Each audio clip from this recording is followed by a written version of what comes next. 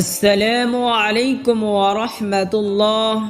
প্রিয় দ্বীনি ভাই ও বোনেরা, আজ আমরা শিখব নবী করিম সাল্লাল্লাহু আলাইহি ওয়াসাল্লাম দুই সেজদার মাঝখানে যে দোয়াটি পড়তেন এবং এর মহান ফজিলত সম্পর্কে জানব। চলুন দোয়াটি শিখে নিই।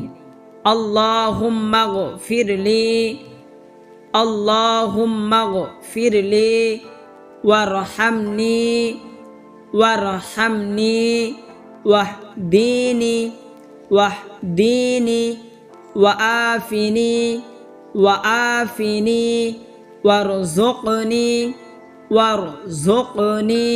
অর্থ: আল্লাহুম্মা গফিরলি, হে আল্লাহ তুমি আমাকে মাফ করো, ওয়ারহামনি আমার প্রতি রহম করো, ওয়াহদিনি আমাকে হেদায়াত দাও, ওয়াআফিনি আমাকে সুস্থতা দান করো, ওয়ারযুকনি আর আমাকে রিজিক দান করো।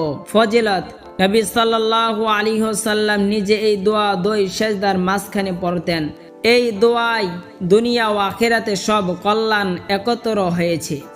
মাফ চাওয়া, আখিরাতের মুক্তি, রহমত, আল্লাহর দয়া, হেদায়াত, সঠিক পথে চলা, আফিয়াত, সুস্থতা ও নিরাপত্তা, রিজিক, জীবিকার বরকত।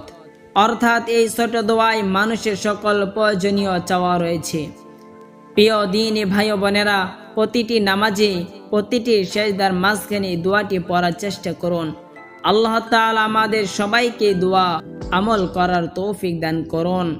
ভিডিওটি ভালো লাগলে লাইক, শেয়ার ও চ্যানেলটি সাবস্ক্রাইব করতে ভুলবেন না। আল্লাহ হাফেজ।